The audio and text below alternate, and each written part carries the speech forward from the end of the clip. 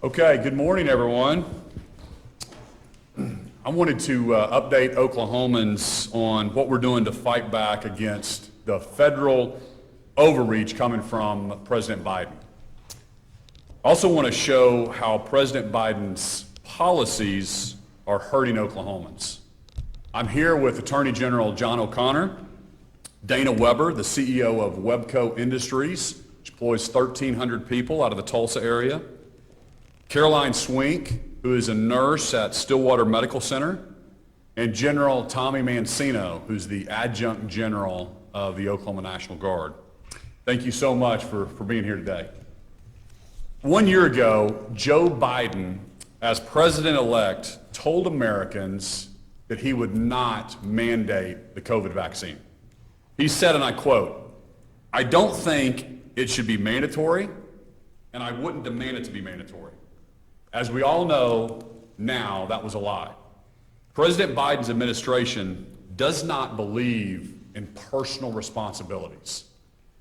President Biden doesn't trust Americans to make decisions for themselves.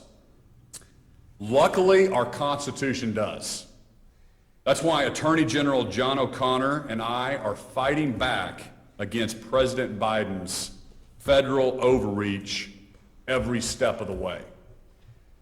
With the stroke of his pen, President Biden has taken health choices away from every single American. He's tried to force COVID vaccines on businesses with more than 100 employees, federal employees, our National Guard and our armed forces, healthcare heroes, and federal contractors, including some at state agencies here in the state of Oklahoma. We are suing to block every single one of these, and we're winning in court every step of the way. I'd now like to turn it over to Attorney General John O'Connor for more details on how we're fighting to protect Oklahomans. Attorney General. Thank you, Governor, and I also want to thank the legislature for their support as we have entered these conflicts with our own federal government, lamentably. So let me say, first of all, that I have been vaccinated, and my problem is not with the vaccine. My problem is with the notion of it being mandated.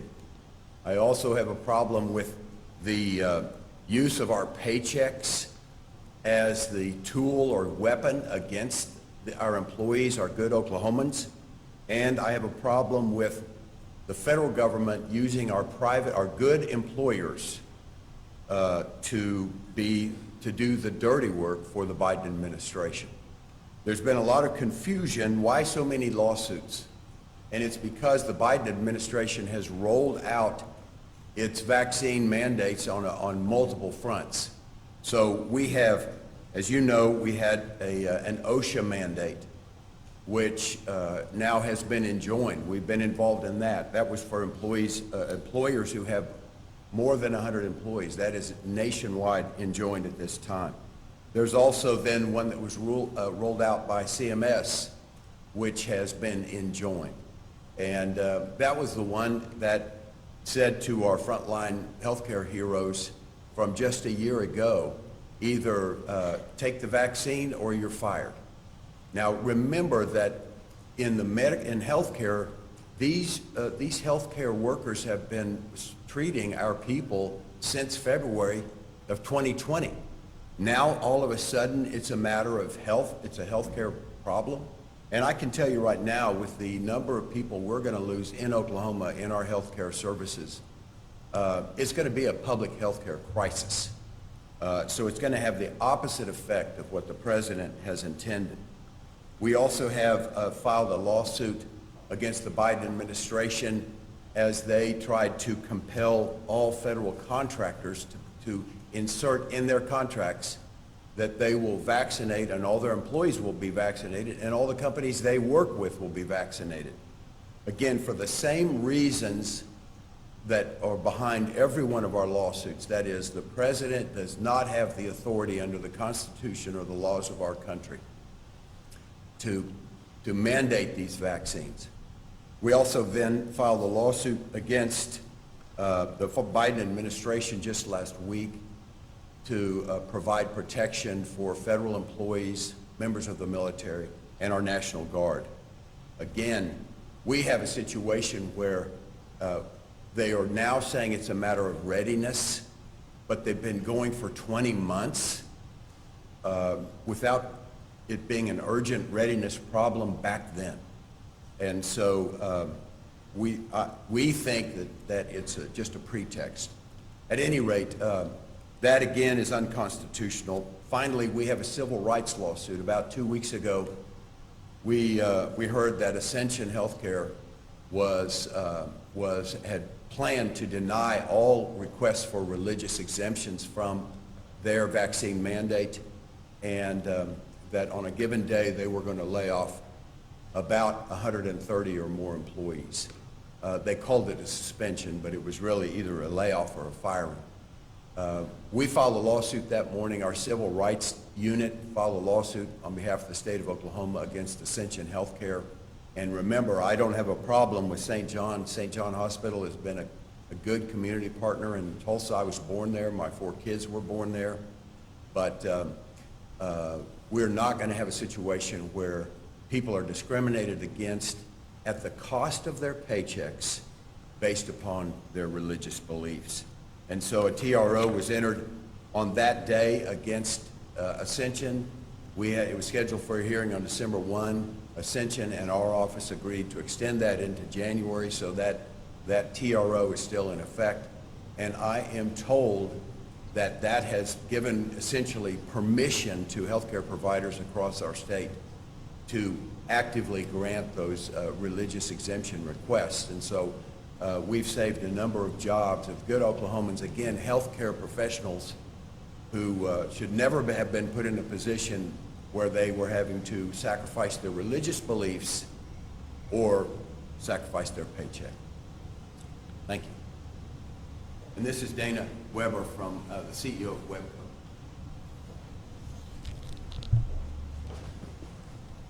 Good morning. I'd also like to start by saying that I am not personally opposed to the vaccine. I have been vaccinated and received even my booster. But I also believe very strongly in each individual having the right to make their own personal decision as to what is right for them. As was said, we have about 1,300 employees. The majority of those employees live in rural areas, and a high percentage, I believe, of our employees, we don't ask them, but have chosen not to get the vaccine. We have educated them, we have given them opportunities, we have provided incentives, we have done everything we can to make sure that they have all the information they need to make a good decision for their own personal well-being. And many of them, I believe, have thoughtfully made a decision not to get the vaccine. I think there's probably a lot of reasons. I think that the fact that there are treatments available is probably not a small part of it. We believe that the federal government does not know what's best for us out here in Oklahoma, particularly in the rural parts of Oklahoma, and we believe that our employees need the right to make that decision for themselves. Based on what I have heard from our employees, if we were mandated to force the vaccine on our employees or do the weekly testing, I believe that a high percentage of our employees would either quit or choose the weekly testing. I would not be surprised to see at least 20% of our employees quit. Right now, we have trouble finding good quality employees. Many of these are really great employees. We do not want to lose them. They are highly qualified. Many of them are long-term employees, and we believe in protecting their right to make a choice. Those that chose to do the testing route and stay, we could not ask them to pay for that because that would be too expensive and would also force many of them to quit. So just out of protecting and trying to keep as many employees as possible, we will be forced to absorb that cost also, which would be an additional cost that we don't need right now as far as a company. And of course, the third thing I worry about is if any of our employees did get the vaccine based on the mandate and had a negative reaction, who's responsible for that negative reaction? So for all of these reasons, and in addition to just the belief that we should be taking personal responsibility and have the right to make a choice, we are firmly opposed to the mandates. And I am so thankful that Governor Stitt and Attorney General O'Connor have made the decision to stand up for us and help us prevent this from happening.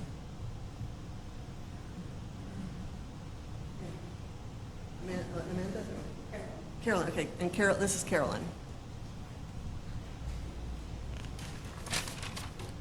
Hi. My name is Carolyn, and I've been a registered nurse for 25 years. I am here to speak on the behalf of healthcare workers as well as the entire healthcare system across the state and across the nation, all of which have been harassed and discriminated for not taking the experimental COVID-19 vaccine.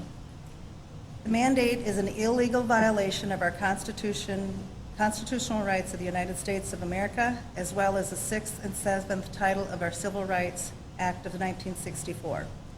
The federal government cannot discriminate against age, sex, race, national origin, or religion, and cannot deny federal funding and assistance to any program or activity, which is exactly what this mandate is doing by withholding Medicare and Medicaid funding for healthcare facilities that have unvaccinated employees.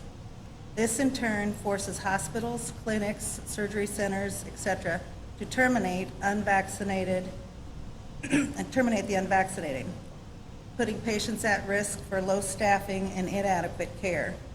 Not to mention that when if these people walk out and leave, you won't even be able to get your surgery because there won't be staffing for them to allow to schedule a surgery. This is nothing short of government overreach and abuse of power and a direct violation of everybody's constitutional rights. The United States Constitution was written to protect us from governmental control. There are many people within the medical field who have done their own research and are against the federal mandate and refuse this COVID-19 vaccine. This is for the people who don't want it. Those who want the vaccine, more power to you. This is an experimental drug. With anything within the medical practice, the patient must receive informed consent. They have not even released the data on this vaccine. So therefore, how would they ever be able to give us informed consent? Pfizer has asked for a 55-year, asked that for 55 years that the data not be released. What are they trying to hide? In closing, we will continue to lose our constitutional rights if we allow this to happen. And another thing to remember, that this whole thing started with a 2-week shutdown. And now this is where we're at. And I was talking to them earlier, you put a dog on a long leash and you take one link out at a time, which is exactly what our federal government is doing, and you get that dog over time down to 1 or 2 links, it doesn't even notice. And we are losing our constitutional, this is 100% about our constitutional rights, and we gotta fight for them. Thank you, Caroline. Well, you've heard today how President Biden's actions, they're bad for America and they're bad for Oklahoma. Inflation is now at a 30-year high. We're paying more for everything, from groceries to the gas pump. There's supply chain issues all over the place. We are seeing that. Despite record low unemployment in the state of Oklahoma, businesses are still struggling to find workers. And the president now wants to double down and mandate, and would be more harm for businesses.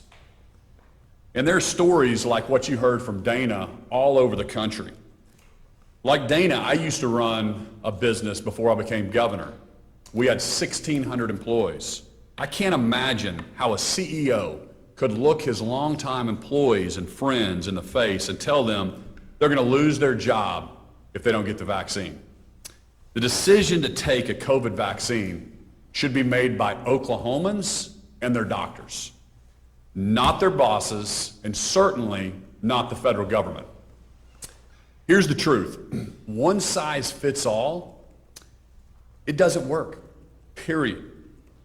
Throughout this pandemic, cases have gone up and down in different parts of the country, regardless of how many mandates were in place. Right now, Oklahomans, the most cases per capita in the entire country are Minnesota, Vermont, Wisconsin, and Michigan. They've all used lockdowns and mandates rather than freedoms and personal responsibilities like we've done here in the state of Oklahoma. Vermont has the highest vaccination rate in the entire country, and they have more than 3.5 times the number of cases per capita that we do here in the state of Oklahoma. You know, I've been saying this since March of 2020. The goal, it's not possible to have 0 cases in our state. This is a virus and something that we're having to learn to live with. And we can't let the president or anyone tell us that cutting back on freedom is the way to solve this problem. Our freedom is what makes our nation so special. We have freedom of speech. We've got freedom of religion. Our founders, they uniquely understood that religious liberties were the key to all other liberties. Not every country has that. I love Ronald Reagan's definition of freedom. Ronald Reagan's favorite definition of freedom was freedom is the ability to say no. And we're living in a time where the President of the United States thinks it's perfectly fine to sacrifice our freedoms for something else. When he announced his vaccine mandates, Joe Biden said, "We cannot allow the unvaccinated to stand in the way of protecting the large majority of Americans who have done their part and want to get back to normal." If the majority of people think one way, is it okay to force everybody to think that exact same way? This is so deeply troubling to me. I believe our Constitution protects the minority's viewpoint. You know, listen, today you might find yourself agreeing with or not even really caring about a few extra mandates. But tomorrow you may disagree.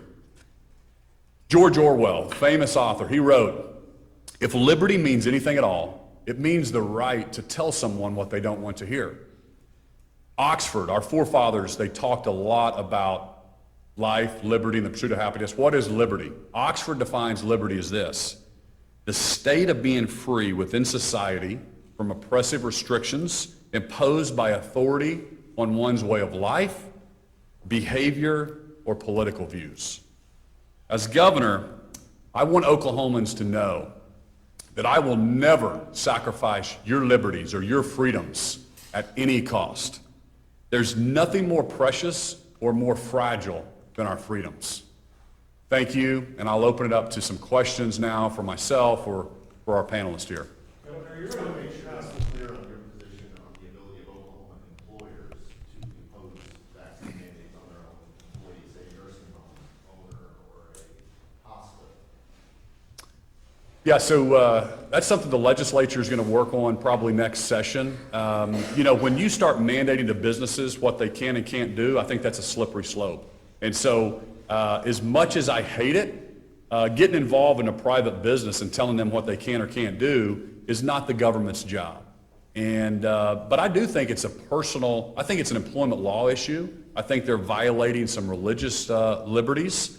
I encourage all Oklahoma businesses to give those religious and personal exemptions. Here's the truth. I have people call my office all the time, and for whatever reason, there's a medical issue that they can't take this, or maybe there's a religious reason that they don't want to. It's not, you can't do a one-size-fits-all, and I think everybody up here, or most of us have said, hey, the vaccine's fine. We've actually taken the vaccine.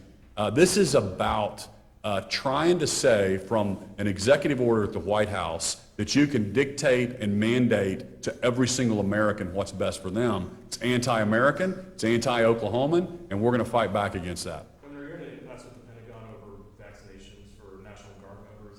I know, short of a court getting involved and that's deciding it either way, how does that get solved? It doesn't seem like you or the Pentagon are going to budge on that. Well, let me have the General Mancino, who's our adjunct general, kind of speak to that. He has a lot more information. And again, it's the same principle.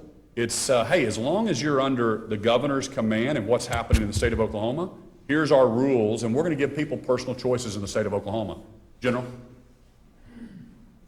Yeah, thank you for the question. First thing I'd say is that this is a complicated issue, and I will be available if anybody would like to talk about Title 32, Title 10 after this. But as the governor said, under Title 32 USC, he is the commander-in-chief of the Oklahoma Army National Guard and Air National Guard.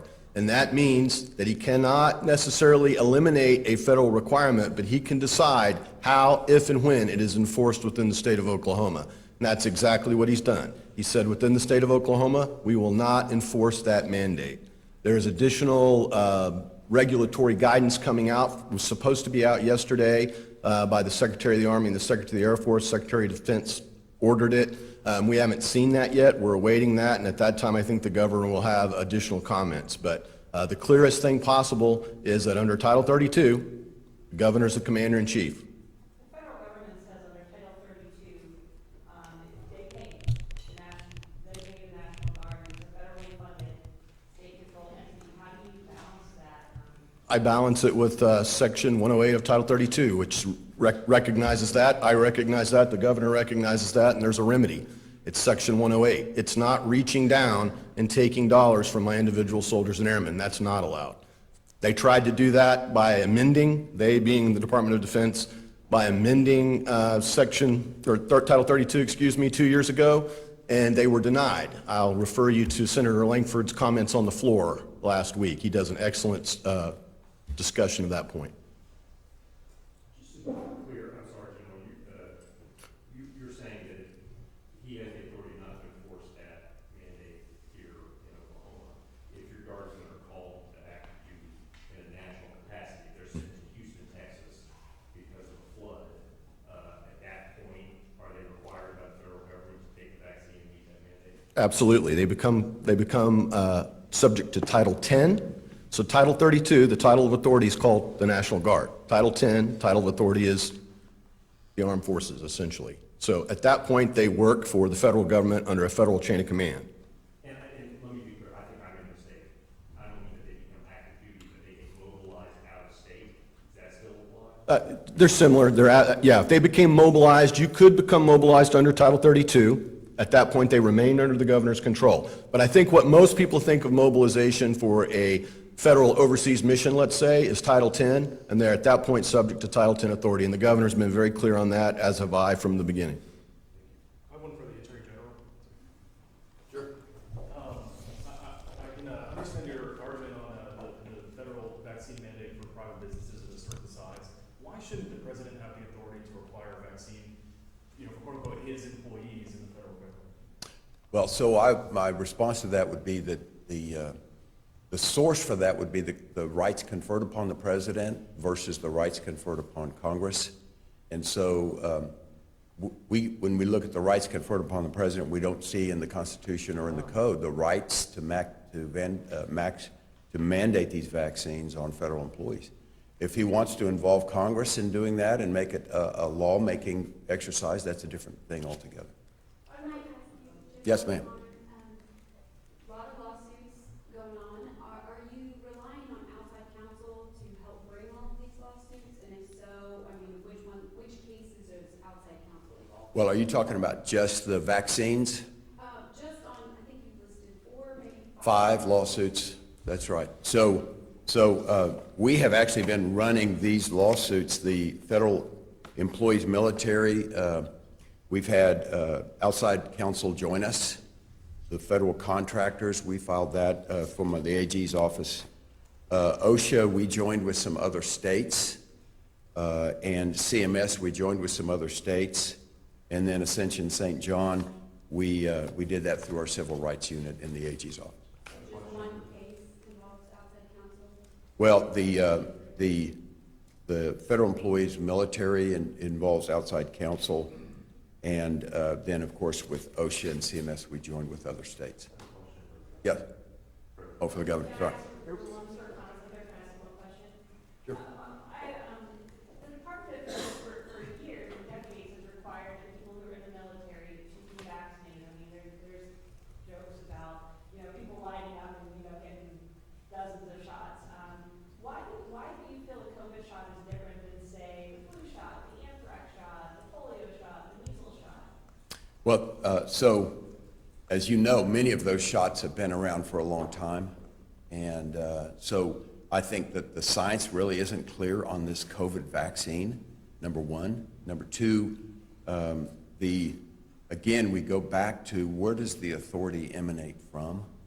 And then we have to ask the question, under what grant of authority does that order exist? And so we're challenging the authority to make that order, whether it's for federal employees, for the military, or the National Guard. The science is not clear, what science? Oh, so I'm sorry. General, did you want to address that as well? Yes, I'll address that real quick. Just a few brief points on that. First, I'd like to point out that it is not Army policy that failure to take a vaccine does not make you non-deployable. It makes you something called partially deployable, and that's easily understood if you understand that when you mobilize, like we discussed, you might not know which country you're going to, therefore you would take those shots at that point. However, that being said, the governor has never weighed in on the federal government's and the Army's right to provide that shot. He's simply saying under Title 32, he is the commander in the state of Oklahoma, and he will make those determinations here. So the efficacy of the vaccine, I'm triple vaccinated, et cetera, is irrelevant in this discussion. This is a title of authorities discussion, a constitutional question. Does that answer your... I'd like to ask the legislature to replenish the federal overreach legal fund. Were you asking me? I'm sorry, I couldn't hear. Oh, please. I'm sorry, what was your question? I didn't hear you. Question is, are there plans to ask the legislature to replenish funds in the federal overreach legal fund? 10 million this year. Oh, well, that's something that, yeah, next session we can talk to the legislature. It depends on what the AG spent. That's a great point, though, that the legislature had the foresight to give the Attorney General $10 million because they were foreshadowing or they were seeing some of the things coming out of this administration on mandates. And so if that fund is depleted, then I'm sure there's going to be an aptitude in the legislature to replenish that. Yes, sir. You brought up President Biden's comments when he was still president-elect regarding not wanting to implement, or not going to implement mandates. But we also know that pandemics are fluid, and as you know, we have things like variants and data about effectiveness of effectiveness about vaccines, that recommendations can change over time. Are things that you There's a lot of change over time. I'll stick with my comments. I quoted what he said, and we can read into it whatever you want. What he said then is not what he's doing today. General Mancini's, I think, first appearance publicly, and since you named him in that role. Doesn't he look good in his dress blues? Better not. I was wondering if you could, without embarrassing anybody, give us a little bit of the details behind your decision to make that change. I've heard some things. Are you more aligned on this issue than his predecessor? Well, normally a normal command as general for whatever position that they're in is a 3-year command. General Thompson did a great job. He was appointed, I think, about a year before I took office, Governor Fallon. Then he stayed with me for 3 years, so he effectively was in that command for 4 years. We were already talking about a transition plan, and we just felt like it was the right timing. I interviewed different generals, so we can choose any of the 5 generals, 2 at the Air Force, 3 on the Army side, or any colonel that has the ability to step up to the general role. We went through a vetting process, and Mancino clearly, what I felt like was the right one to lead the Oklahoma National Guard. So really proud of him. Has a law degree from the University of Oklahoma, an MBA, great private sector experience. Has been on several combat tours, led troops overseas, and is a great friend and advisor to me. And not taking away anything from General Thompson, he did a great job while he was here. Served our state well. Just to be clear, is he more in line on this issue? I actually can make a statement. I talked to General Thompson yesterday. On this point particularly, I will not put words in his mouth, but I'll encourage you, doing some of you guys know him, reach out to him. On this particular issue that we're talking about, states' rights, Title 32, Title 10, General Thompson is aligned and has been aligned from the beginning on that particular issue. I appreciate that. If nobody else has anything, Caroline, I did have a question. Oh, I'm sorry. Carmen had it. One for General O'Connor. Yep. I was just wondering if you know how much of the $10 million for the State Reserve Powers Unit has been spent so far? No, I really don't know an exact amount. I just know that we're monitoring that, and I think we're well within that allowance, and we appreciated the legislature setting that aside for us. And to the prior question, Pandemic does not mean we put the Constitution in a box in the attic. We're a rule of law nation, and we have rights under the Constitution, and those rights really are alive throughout even a pandemic. You were discussing the different vaccinations and why the COVID one is different. Just one follow. You said the science is not clear on the COVID vaccine. What specifically do you think isn't clear? Well, I think how long it's been around, what are the post-vaccine or vaccination effects? And I've heard, and honestly, one of the deeper questions is, who do you trust for the information? At one point, we were told that the natural immunity was 27 times more effective than the vaccine. And yet, when all of these mandates roll out, they don't give any respect to natural immunity. So, I don't know, I just think the question of whose information rules, and it also, for example, we go back to OSHA. OSHA said a year ago, or last year, that COVID was not a workplace issue. It was a community issue. Then, all of a sudden, OSHA issues a mandate. So the one thing that's a constant is the United States Constitution. And so we start there, then we look at the laws, and we constrain everybody to act within those. So just a quick question. I guess this is for the Attorney General. So what specifically happens next? You mentioned that there are other lawsuits that you have joined, and we know that the Defense Secretary for the Biden administration rejected it, but what specifically will happen next? What can we see in the next month or so? Well, I think as these cases wind through the courts, the OSHA, the CMS, the federal contractors, we are going to see that the injunctions are going to be upheld because of they exceeded their authority. And so I think that's going to happen in OSHA, it's going to happen in CMS, it's going to happen in federal contractors, and then in our latest lawsuit. And with respect to, and those cases are all moving quickly. The courts are respecting the fact that that should be addressed quickly. With respect to the Ascension St. John lawsuit, our civil rights investigation is moving forward promptly as well. Legal question. Last session, the House and Senate passed the federal overreach bill. Sorry for not knowing the number on that one. Representative Stegall was part of that. Does that give you any power when these come down to enforce that law over these federal mandates? You know, I see that law as more of a funding exercise and an expression by the legislature that Oklahomans can make the decisions for themselves. Thank you.